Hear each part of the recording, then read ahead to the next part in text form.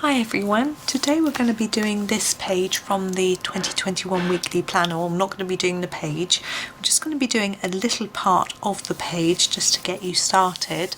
I've chosen to do this tower here because it's a cylindrical tower. I thought it would be a good opportunity to just show you how to get that cylindrical effect on the building. So we have to start by choosing a colour. Now we're underwater, so I'm very likely to do a background which is bluey greeny colour. So I'm going to avoid those colours for this tower, and I am going to probably do it in, she says, thinking as she goes, yes, this colour. I'm going to start with a Terracotta Light, and what I'm going to do to start with, actually I'm going to zoom in a little. I'm going to sort of ignore the roof to start with and just concentrate on the main part and just do a light layer of terracotta across the whole building. I need to sharpen. There we go. So it's quite useful sometimes to get a sort of base colour down first, without worrying about shading or shadow. Now you can choose any colour for this, it doesn't have to be this terracotta. It just jumped out at me in the end. And I've done a few buildings this colour before. Now we have these little these things, I'm trying to think what they're called. Barnacles? They're called barnacles? I'm not sure, but on the building, so I'm not sure what to do with those at the minute, so I'm going to colour around them and leave them. It could be any type of shellfish really, couldn't they? But it's quite fun that they're stuck on the building. That's, you see them, I see them in rock pools, and you see them on boats and things like that too, don't you? Just grip on.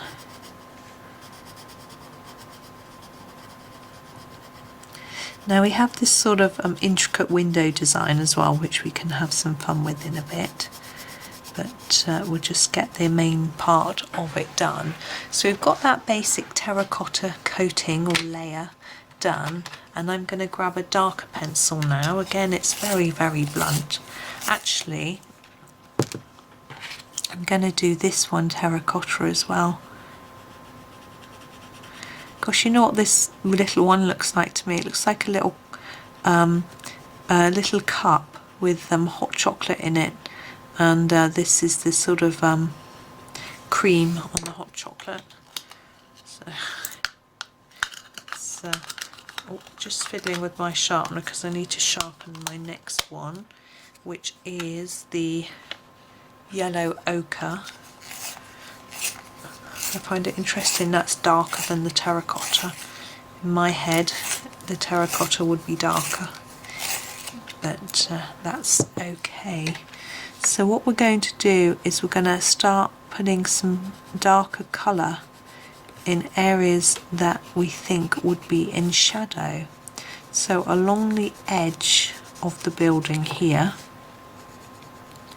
at the bottom there would be some shadow, and I'm going to just I've put a hard layer along the edge, and then I'm just trying to blend it into that light terracotta a little bit by doing a lighter layer. Oh, it's a tongue twister. Going in to the into the centre.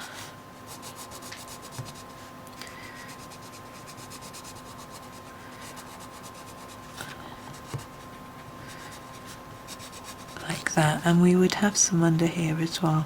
We'd probably be a bit more defined than that, but this isn't our final colour, so we're doing the same thing here.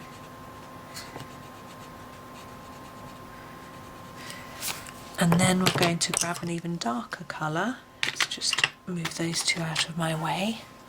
We're going to go for our raw umber, and we're going to put another layer along here.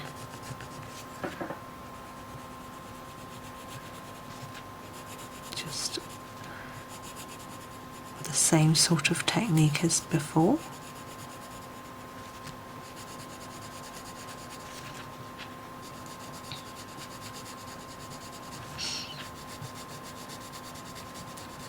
I find it quite relaxing doing this sort of repetitive colouring.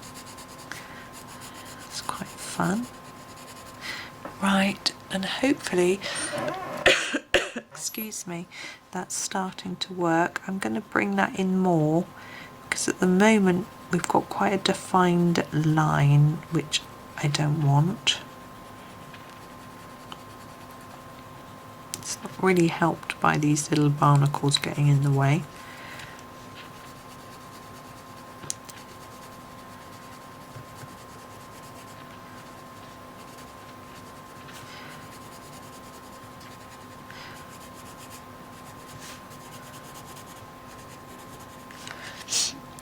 Okay, hopefully that's beginning to look a little bit rounded.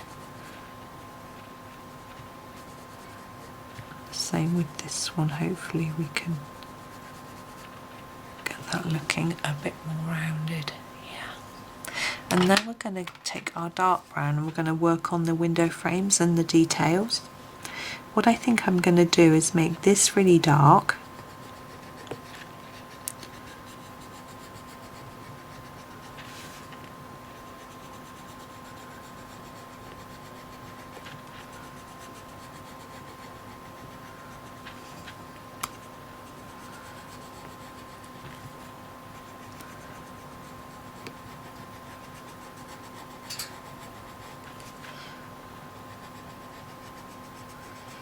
And then these little ones I'm going to fade out. They're a bit lighter. I'm trying to make them slightly darker nearer to the centre, but I'm not sure it's showing up that much. It's quite a small space to be playing in.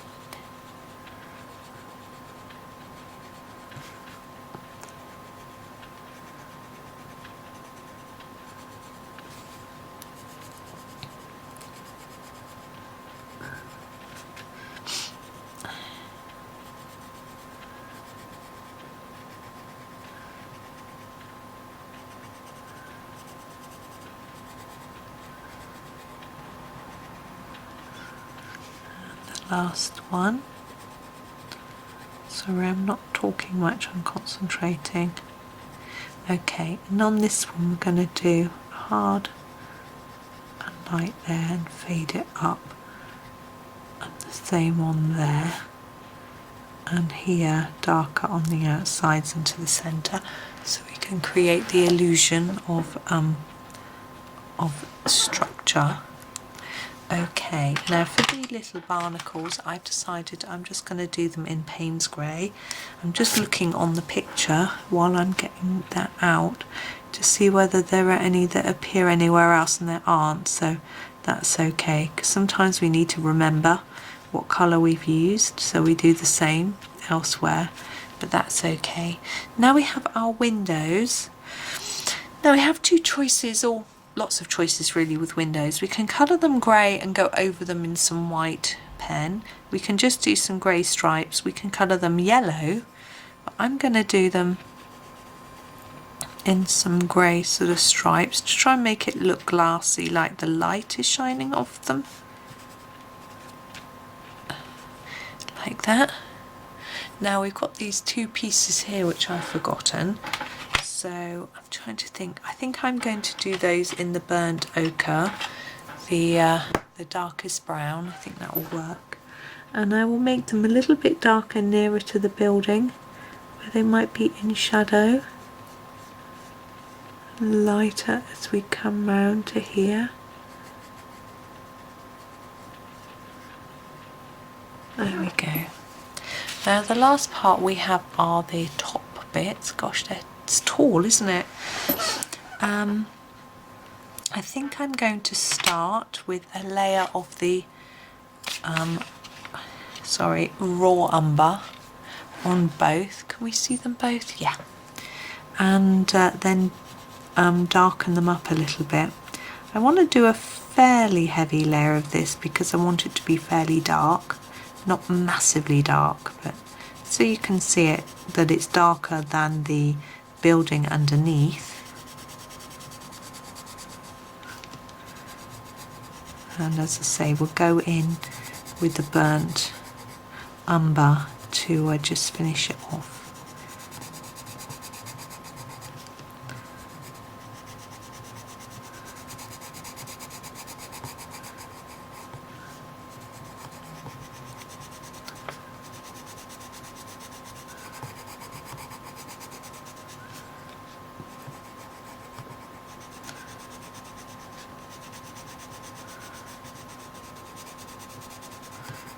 Now, oh, we need to remember to do this one as well.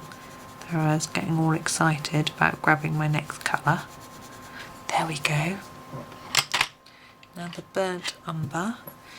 Now I'm looking at where Johanna is shading it. I think we're going to make it darker on the edges and bring that colour in towards the centre, just to help with the illusion of the building being rounded. I don't want that blend line. So we'll do that all the way through first, and then we'll think about the shadow between each of the sort of coils, I suppose they are. Looks quite shell-like. Just seeing if you can see, which I think is probably the intention. I think it's quite cute. This is a picture from Lost Ocean. I finished my Lost Ocean. I haven't got a second copy, so I haven't done a lot of videos from there. But it's on my wish list, and I've also will probably ask for it for Christmas. I know there's a long time to go, but I've certainly got enough to be keeping me going in the meantime.